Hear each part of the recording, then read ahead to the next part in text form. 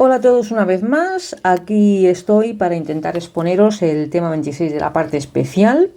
Lo primero que tengo que deciros es que el link de este archivo que llega o que acoge los temas 15 al 26 de la parte especial del programa de ITAL lo podéis descargar del link que aparece en la caja de descripción debajo, y para cualquier cosa también aparece el correo del canal, que es esmeraldavisionaria@gmail.com, estará escrito para que no haya problemas, donde me podéis hacer ya en privado cualquier otro tipo de... Ojo con lo que me hacéis en privado, ¿eh? Ojito, que yo soy muy mal pensada. Bueno, quiero decir que si alguien me quiere comentar, pues ahora os diré, por ejemplo, qué tipo de... o preguntas más específicas. De otro lado, deciros que ya tengo casi terminado el próximo archivo que recoge todos los temas de la parte especial de ITAL sobre tributario. Me faltan 2 o 3 temas, porque llega hasta el 56, ya sabéis que es del 47 hasta el 56, pero aparte, una vez que termine, creo que voy por el 54. Una vez que termine, quiero hacer un esquema de la Ley General Tributaria completa, porque hasta que no se visualiza el conjunto de la Ley General Tributaria, os digo yo que ese día cambia la percepción con la que hayáis estado viendo la Ley General Tributaria. Ese día de todo cambia.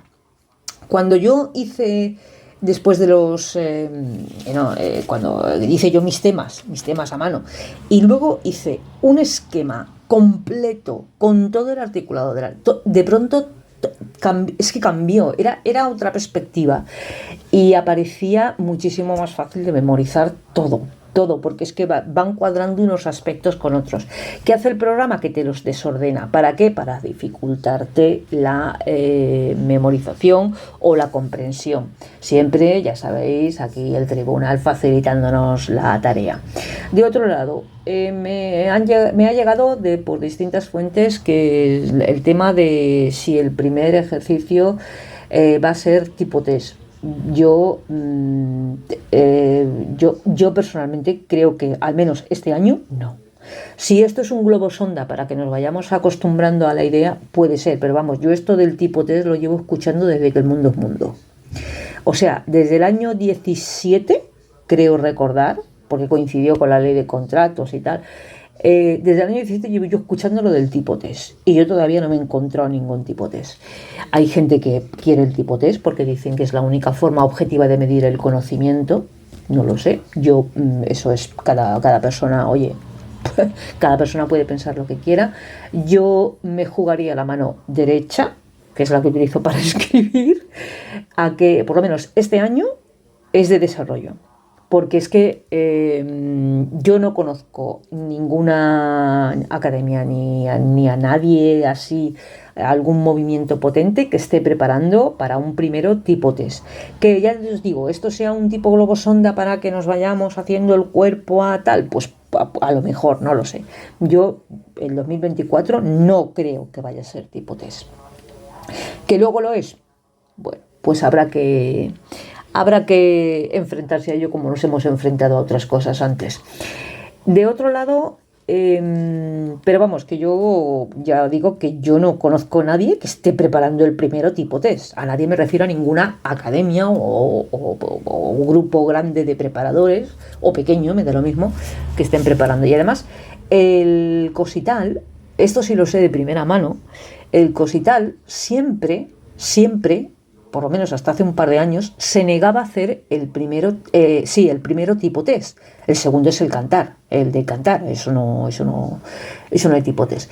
Yo sé que el Cosital siempre ha estado en contra, hasta por lo menos que yo sepa, hasta hace un par de años, o hasta el año pasado más o menos.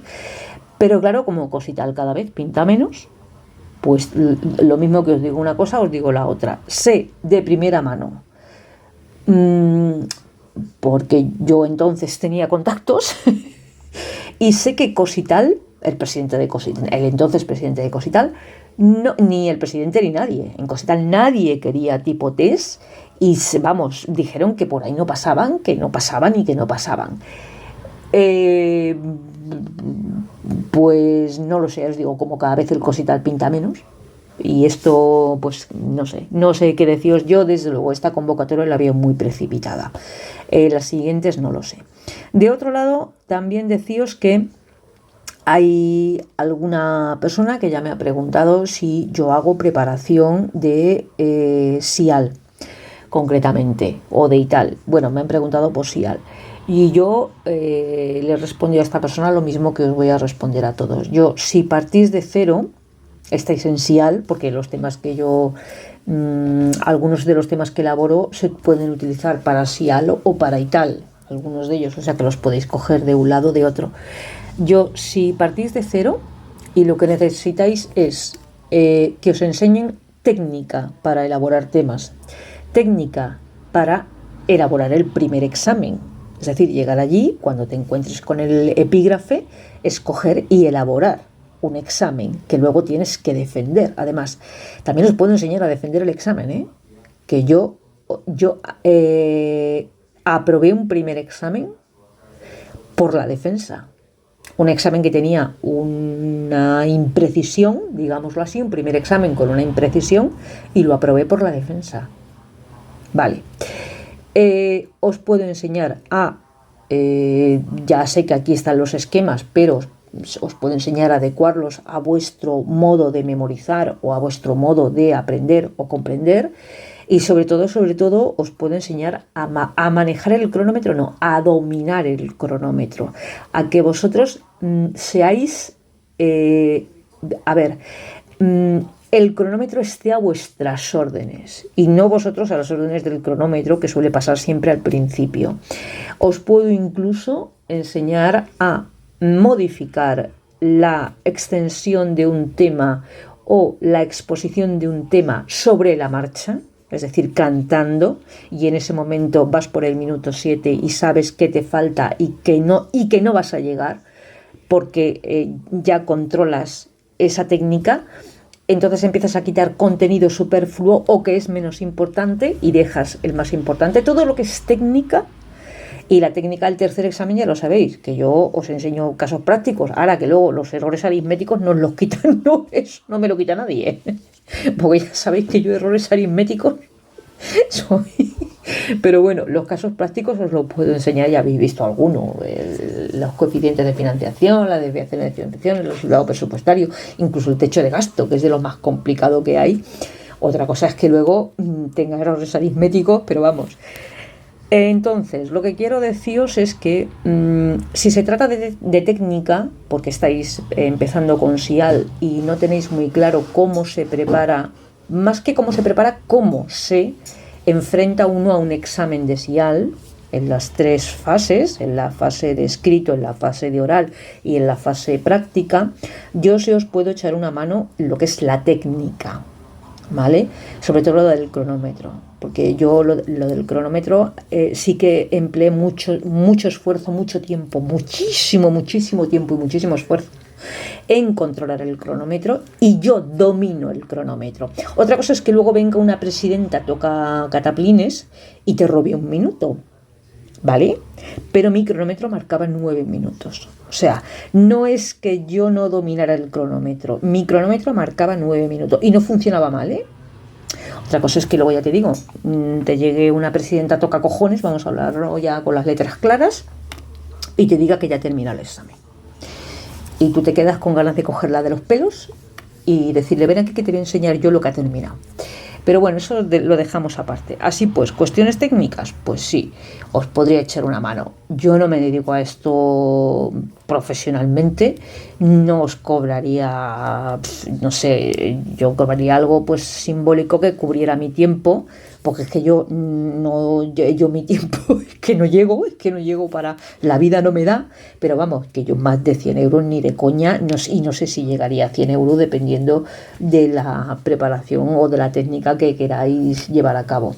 Si esto ya lo controláis, como yo le he dicho a esta persona, yo ya poco puedo hacer. O sea, si ya sabéis cómo se hace un primer examen, si ya sabéis cómo se canta, y si ya sabéis más o menos las prácticas, al menos dónde encontrarlas, no cómo hacerlas todas, cómo encontrarlas, yo ya poco puedo hacer ahí. Porque hay tesón, estudiar, y eso lo tenéis que hacer vosotros, y yo, y paciencia. Y paciencia y cruzar los dedos para que no te toque una presidenta cabrona. Bien.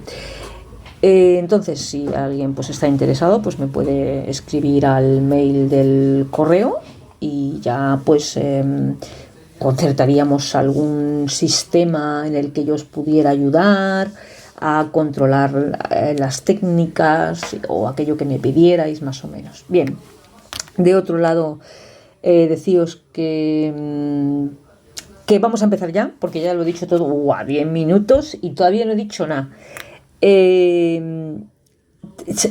Esto de verdad, esto es justicia poética. O sea, acabo de putear a la presidenta porque me robó un minuto y yo he empleado aquí 10 minutos, 48, 49 para haceros una introducción sobre mi vida y milagros. Pero bueno, al menos la mía es divertida.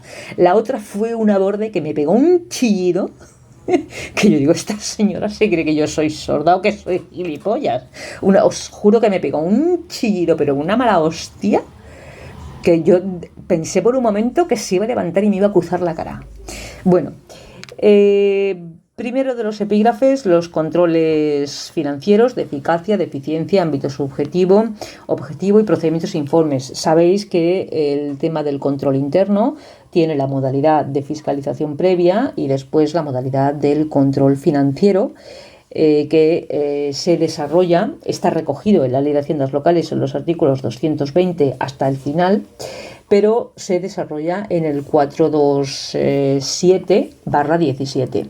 Como esta materia de control interno se toca en otros temas de la parte especial de forma más profunda, lo que he hecho es adecuarme a lo que me está pidiendo el programa, porque el programa es el que me va a salvar el primer examen, el que me va a salvar el segundo y a veces hasta el tercero.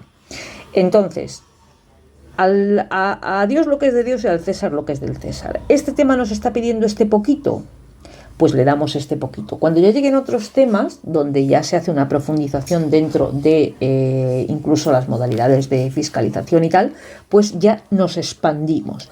Pero por ahora metemos los artículos de la ley, o yo, por lo menos, yo metería los artículos de la Ley de Haciendas Locales del 220 al 223, son muy poquitos, los metería. No dejaría de meterlos, aunque fuera nombrándolos o haciendo una remisión de pasada por el articulado de la Ley de Haciendas Locales, por muy cabrona que sea la presidenta y nos quite minutos. Yo no los quitaría, estos artículos de la Ley de Haciendas Locales, porque creo que es la base de todo. O sea, no hay control interno sin Ley de Haciendas Locales, porque el otro es un desarrollo reglamentario. Y después ya me metería pues con los artículos 29 y siguientes, que es lo que me están pidiendo los epígrafes del tema. Pasamos así al 220, que nos habla del ámbito de aplicación y finalidad del control financiero. Bueno, pues el ámbito de aplicación, como bien dice el epígrafe, son las entidades locales, los organismos autónomos y las sociedades mercantiles dependientes. Y la finalidad del control financiero, pues es comprobar el aspecto económico-financiero del sector público. Recordáis que en otro tema se decía, ¿cuál es la finalidad de la cuenta general? Pues comprobar la gestión del presupuesto. Bueno, pues ¿cuál es la función del control financiero? Comprobar si los servicios públicos, concretamente la prestación de los servicios públicos, se ha hecho de manera correcta y completa. Ahora veremos más. ¿Cómo? Pues analizando ofreciendo de forma adecuada, con una adecuada presentación, la información para que pueda ser auditada por la IGAE. Para ello utilizaremos el sistema de auditoría del sector público para unificar sistemas, para unificar para unificar modelos. Porque si cada uno va presentando un modelo, el Plan General de Contabilidad de Empresas, y el otro presenta otro modelo, pues aquí al final nada. De otro lado, la finalidad es comprobar el cumplimiento normativo de esta prestación de servicios públicos y, por último, comprobar la eficacia y la eficiencia de esta prestación de servicios públicos.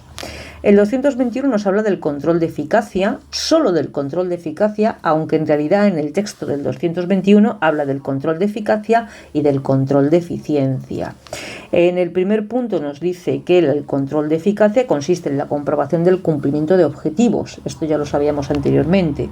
Y luego se nos dice también que se ha de hacer un examen, o que forma parte del control de eficacia, que ya sabéis que últimamente, digamos desde el año 2004, pues esto se ha movido mucho y se considera eficiencia la relación entre coste-rendimiento de servicios públicos o de las inversiones realizadas en obras financieramente sostenibles. Entonces aquí entran, aunque solo diga control de eficacia, lo digo para que no la caguéis en el examen y pongáis artículo 221 de la Ley de Haciendas Locales, control de eficacia y de eficiencia, porque podéis toparos con gente un poco así cuadriculada y luego os pasa lo que a mí. El 222 nos habla de la facultad del personal controlador, que esto se desarrolla en el 427/17, y aquí decir que actuarán con independencia, bueno, pues vale. Y de otro lado, que tienen la facultad de recabar el examen de documentos, de requerir cualquier otra información, incluso el examen de archivos de carácter informático o audiovisual o en el formato en el que esté. Y por último, en 223 de la Ley de Haciendas Locales, que nos habla del control externo, que no se toca en este tema porque hay dos temas distintos centrados en el Tribunal de Cuentas, que ya sabéis que realiza una labor de fiscalización y una labor de enjuiciamiento, o una función de enjuiciamiento y una función de fiscalización. Entonces aquí lo único que se habla es del Tribunal de Cuentas como órgano de control externo. La cuenta general debe remitirse antes del 15 de octubre, ya lo comentamos en el tema correspondiente. Puede haber propuestas de subsanación que partan del Tribunal de Cuentas y la entidad local se enfrenta, si no los subsana, una posible responsabilidad contable. Entonces ya entraríamos en la labor de enjuiciamiento, digamos, en la modalidad de enjuiciamiento. Y el control externo autonómico. Esto ni lo toco porque me quema. El tema de cómo coexisten el Tribunal de Cuentas con los órganos de control externo autonómico es epígrafe de un tema, no recuerdo el número porque no tal, pero sé que es epígrafe de un tema porque lo llevo en la cabeza y sé cómo se solventa. Pero esto aquí ni lo toco, porque esto me está quemando las manos. De acuerdo a las prescripciones, ya pasamos al desarrollo reglamentario. Podemos añadir información con el contenido de los artículos 29 al 32 del Real Decreto 427/17, entrando en el 29, que es el primero, que se refiere al control financiero. Nos dice cuáles son las formas de ejercicio del control financiero. En principio nos dice que la normativa de aplicación será la del sector público estatal, por lo tanto la forma de ejercicio debe ajustarse a la normativa del sector público estatal, y de otro lado nos habla ya de modalidades del control financiero, que son el control permanente y la auditoría pública, aunque luego se subdividan. En principio el control permanente incluye control de eficacia, lo incluyen el control permanente y la auditoría pública, pero bueno. El control permanente incluye control de eficacia, que mide el grado de cumplimiento, o sea, los objetivos. Incluye control de eficacia, relación coste-rendimiento del servicio público. Ámbito subjetivo, entidades locales y organismos públicos sobre los que se realiza la función interventora. Ojo con esto, que hay luego mucho jaleo con si es que estos no se realiza función interventora, es que estos no llevan control auditoría pública, es que estos no sé qué. El ámbito subjetivo del control permanente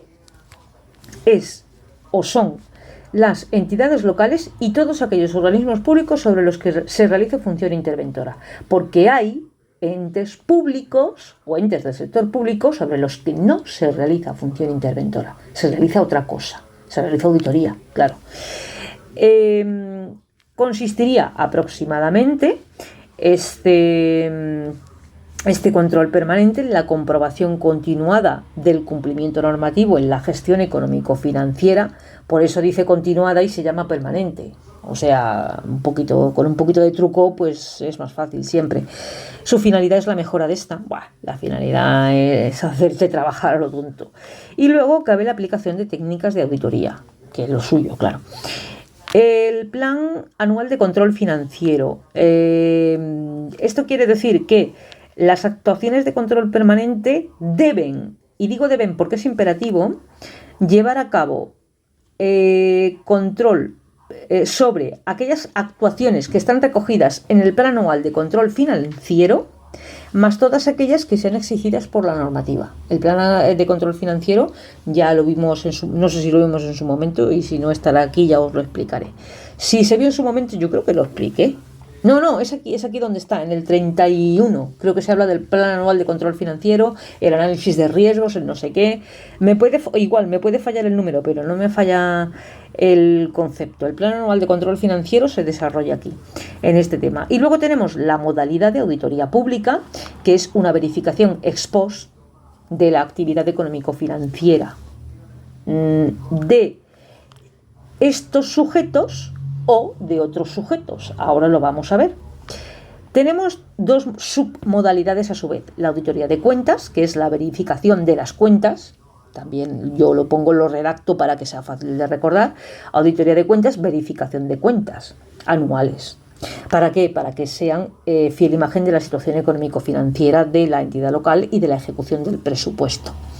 El periodo es anual, porque nos están diciendo la ejecución del presupuesto, pues oye, más claro ya el agua. Y el ámbito subjetivo, aquí, las entidades locales, ya estamos aquí con las erratas, los organismos autónomos, las entidades públicas locales y las sociedades mercantiles locales. Y fijaos cómo aquí ya puede o no cambiar el ámbito subjetivo. Eso lo tenéis que mirar bien. La auditoría de cumplimiento y la operativa. Esa es la otra submodalidad de la auditoría pública. La auditoría de cumplimiento, ¿qué nos va a pedir o qué va a controlar? Pues el cumplimiento. Auditoría del cumplimiento, ámbito subjetivo, entidades del sector público no sometidas a control permanente. Por eso yo decía, esperaos que aquí no está todo dicho. Entidades del sector público no sometidas a control permanente. Entonces, ¿qué hacemos? Nos vamos aquí, vemos cuáles son las del ámbito subjetivo del control permanente y las que no sean estas, es decir, sobre las que no se realice función interventora, sobre estas realizaremos una auditoría de cumplimiento, en principio de cumplimiento, luego veremos también si operativa. El ámbito subjetivo es entidades del sector público no sometidas a control permanente y el ámbito objetivo es la verificación del cumplimiento. ¿Cumplimiento de qué?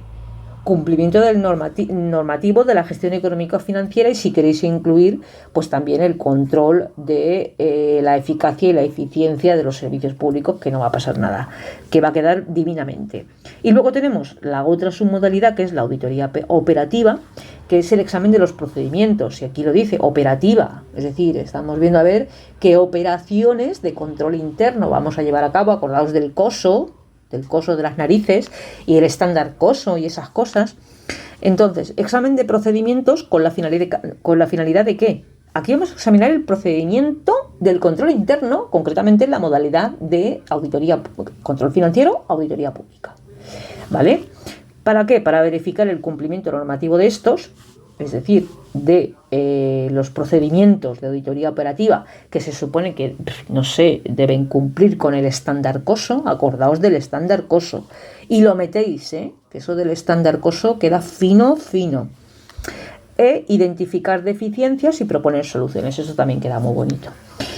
Vamos a ver el artículo 30 del Real Decreto, que nos habla de la obtención de información y asesoramiento en el control financiero. Es decir, ya el órgano interventor va a realizar una actuación de control financiero sobre un ente o entidad concreto y vamos a ver cómo obtiene la información. Primero, tiene la posibilidad de examinar por sí mismo la información o los soportes donde se encuentre esa información en cualquier formato y de cualquier tipo. No he querido complicarlo más porque si están en formato informático, si están en discos duros, si están en archivadores, ese tipo de cosas. Por un lado ya hemos dicho que tiene la posibilidad de examinar, pero además cuenta con la facultad de poder exigir colaboración. Existe un deber de colaboración de las personas que integran el órgano que se está auditando o que se está sometiendo, a las operaciones de control financiero. De otro lado, puede solicitar informes de órganos de control externo, si existen. Más que al Tribunal de Cuentas, puede ser auditorías externas, ¿vale? Después, importante, lo que ha de notificar el órgano interventor cuando va a realizar una actuación de control financiero es la resolución por la que acuerda la actuación de control. Una vez ha notificado que va a realizar la actuación de control, que engloba todas estas cosas que hemos visto aquí, pues el examinar los archivos, el mirar los ordenadores, el acudir a otras fuentes a ver si tienen facturas o no facturas, todo ese tipo de cosas. Una vez, esos son pasos o actuaciones individuales de la actuación de control en general. Una vez notificada la actuación de control, no precisa notificar cada actuación individual. Y esto es muy importante porque además los pillas de sorpresa, que es la idea. Tú dices, oye, que voy a hacer una actuación de control, notifico que a partir de la recepción de la presente, pues voy. El órgano de intervención va a proceder tal, pero no les dices cuándo, para pillarlos así en bragas, malamente dicho. Nunca tendrán necesidad, o la ley establece que nunca tendrán la necesidad de procurarse por sí mismos la información, salvo que sea de fácil acceso.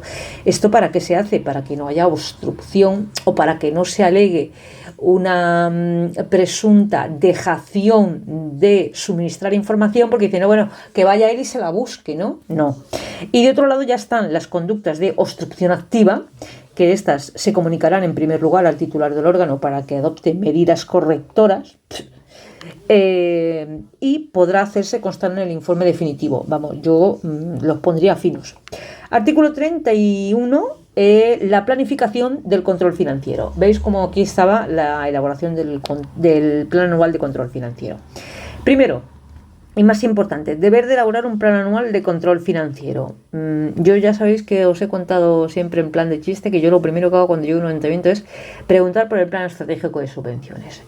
Entonces ahí te puedes encontrar dos casos. El ayuntamientos que no sepan qué es eso, con lo cual te salen con las bases de ejecución del presupuesto, y los que saben qué es y no tienen. Y ahí se les pone la cara blanca. Y dices tú, ¡ay, he pinchado! He pinchado en vena, he pinchado en vena, vale. Bueno, y luego pues también suelo preguntar por si tienen plan anual de control financiero, porque si no, esto en principio lo hace el interventor, puede hacerlo el tesorero, pero vamos, el tesorero suele meterse poco en estas cosas. Así pues, debe tener toda entidad local sometida al régimen del 427/17 un plan anual de control financiero que debe elaborarlo el interventor. Tampoco vamos a hacer aquí una tesis, O sea, no os preocupéis que un plan anual de control financiero no es una tesis sobre economía pública. Bien, actuaciones que incluye ¿el qué? El plan anual de control financiero. Las que provengan del análisis de riesgos y las que se incluyan en este plan por obligación legal, porque la ley dice debes incluir estas actuaciones. Vamos a ver las primeras, que son estas, por las que diga la ley, estas son más fáciles, pero las que provengan del análisis de riesgo. ¿Qué es el concepto de riesgo a efectos de PAC? Porque luego en el artículo 19 de la Ley Orgánica 212 tenemos otro concepto de riesgo, que es lo que buenamente le parezca al gobierno. Bueno, concepto de riesgo a efectos del PAC o PACs es la posibilidad de que actuaciones económicas financieras puedan generar incumplimiento de la normativa, incumplimiento de eficacia o de eficiencia o incumplimiento de eficiencia. Es una posibilidad que debe ser, yo personalmente considero que debe estar fundada sobre incumplimientos previos. No podemos hacer como el gobierno que dice, cuando aprecie riesgo, porque así buenamente le parece. No, yo creo que esta posibilidad debe estar fundamentada en incumplimientos previos y, por lo tanto, claro, el índice de posibilidades de que se reproduzcan esos incumplimientos es más alto que en otras actuaciones o en otras materias donde no se dan. De otro lado, una vez identificadas, hemos en plan buscador, como si fuéramos el perro de rastreador, vamos a ver qué actuaciones son las que suelen generar mayor incumplimiento de normativa. Ya os digo yo que os van a salir las subvenciones las primeras. Eso os lo digo seguro. Entonces, una vez que has identificado, pues si no todas, la mayoría o las más significativas, se asignarán prioridades mediante una evaluación del riesgo de estas. ¿Del riesgo de qué? Del riesgo de incumplimiento. Porque si tú ves que sistemáticamente el tema de las subvenciones incumple, jolín, pues el riesgo de volver a incumplir es el más alto de todos. Entonces le pones prioridad 1, subvenciones.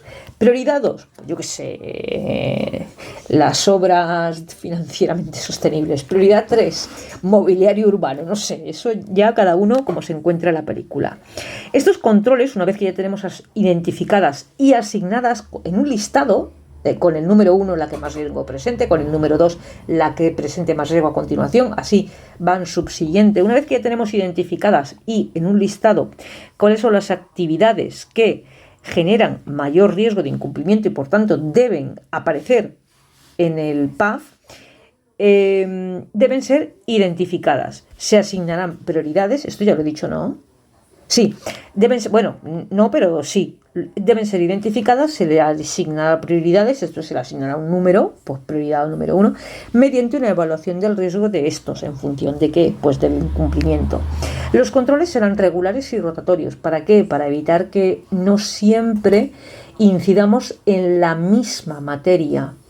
Se procura que sean rotatorios para que no, y además también para pillarlos de sorpresa, esto que quede entre nosotros, porque claro, si saben que sí o sí vas a ir lo primero de todo a por las subvenciones, a lo mejor lo que hacen ese año es hacerlo todo muy bien, muy bien, muy bien, muy bien para que no les pillen nada. Entonces, ¿qué haces? Tú ese año cambias la asignación de prioridades y metes lo primero, la calidad del servicio de recogida de basuras y los destroza porque no se lo tenían preparado y resulta que lo de las basuras pues está fatal. Elaboración, una vez que ya se ha realizado todo este procedimiento que estamos viendo, identificadas, se le asignan prioridades, pues primero esto, primero lo otro, y se establece el control que será regular y rotatorio, pues tenéis que establecer, a partir de este análisis de tal, se realizará un control regular y rotatorio, comenzando con esta secuencia de análisis, y ponéis la primera y luego las otras ya pues las vais haciendo en sorpresa.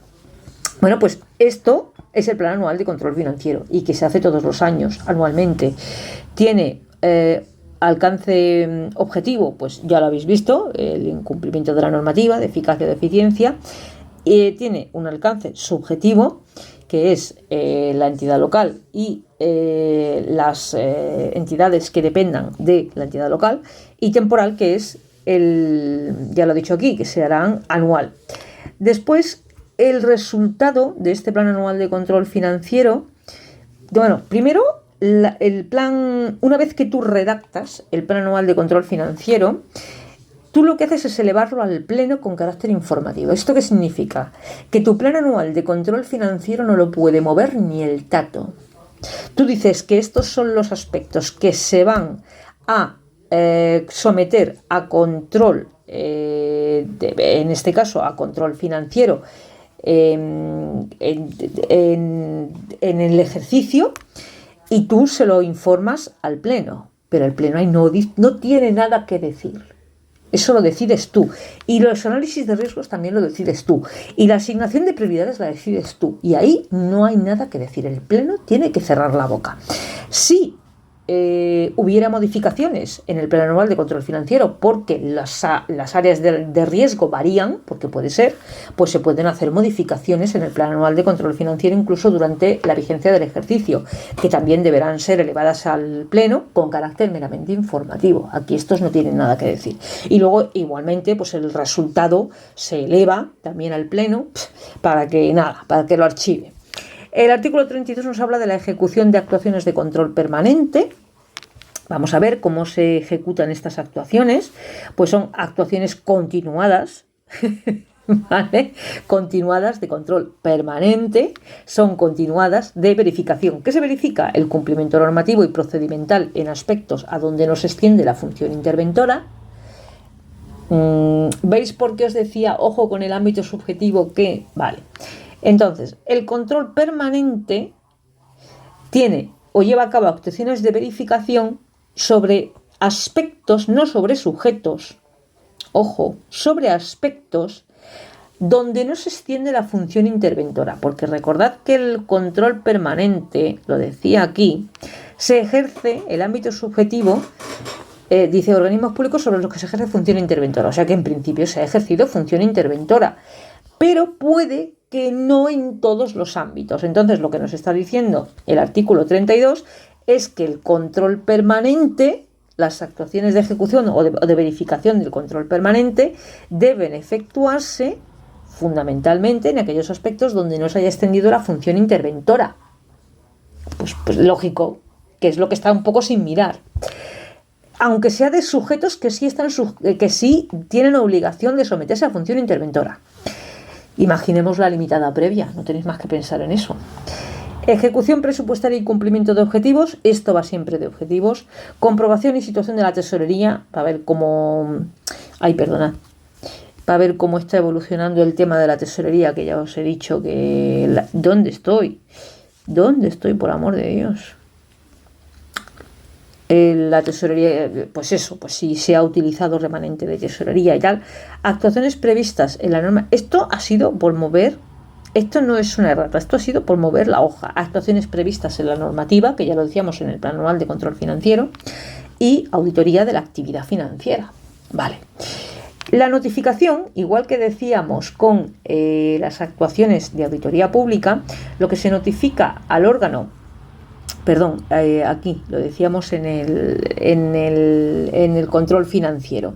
Lo que se notifica al órgano que va a ser objeto de control permanente es que se va a proceder a una actuación de control permanente.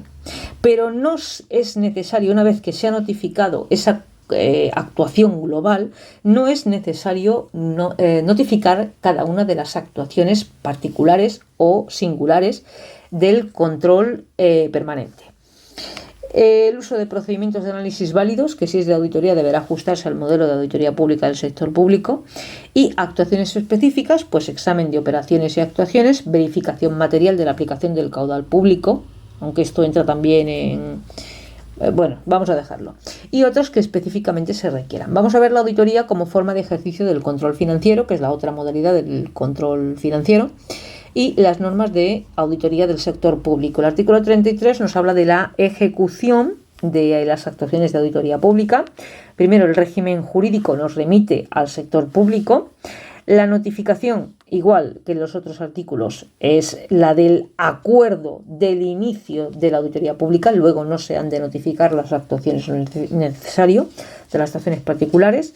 ¿Estas actuaciones dónde se llevarán a cabo? Pues depende, en las dependencias del ente auditado, donde exista la información o donde se encuentren los ordenadores, en las dependencias de auditorías privadas, porque tengan datos allí o documentación, o el cubículo despacho del interventor. Luego, actuaciones, pues examen por sí mismo de información documental en cualquier formato, requerimiento de información si es necesaria, es decir, aquí estamos la posibilidad de que por sí mismo adquiera o recopile información, y aquí está la posibilidad de que requiera la que no pueda adquirir por sí mismo. Solicitud de información a la Seguridad Social y otras entidades con información relevante, esto es importante. Verificación de la fiabilidad de los sistemas informáticos, a ver si están trucados, porque no os extrañe, que ojo con los sistemas informáticos, que os sorprenderíais de muchas cosas.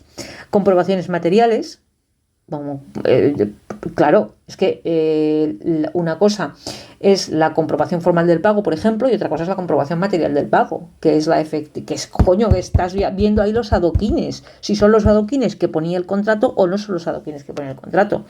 Puedes solicitar asesoramiento de empresas privadas, por ejemplo, y cualesquiera otras actuaciones que sean precisas para el fin de la auditoría pública.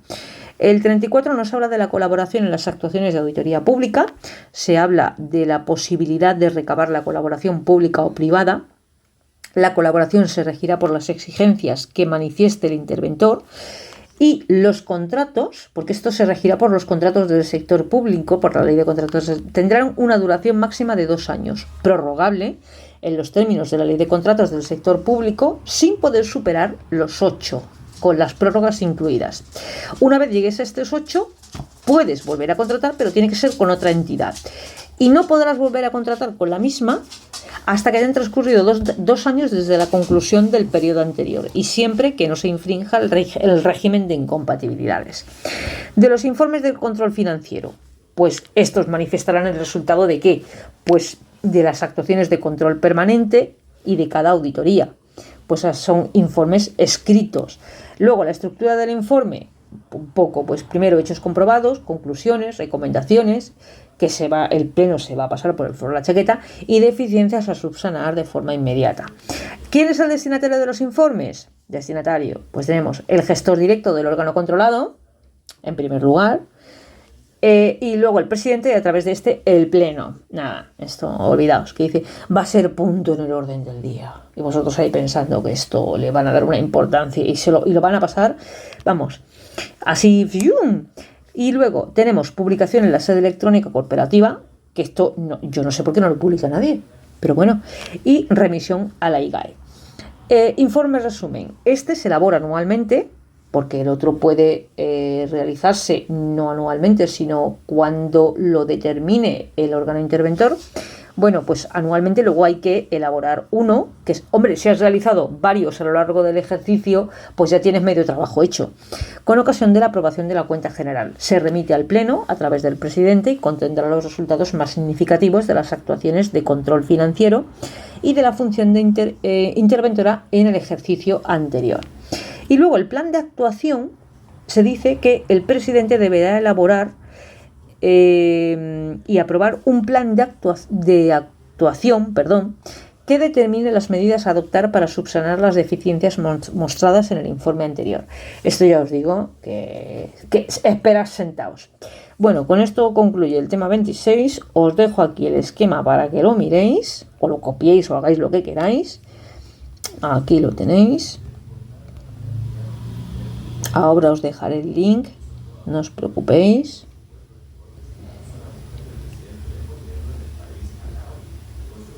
Y también os dejaré el correo electrónico, pues por si alguien me necesita para algo. Pues ya está. Bueno, pues un saludo a todos y hasta la próxima.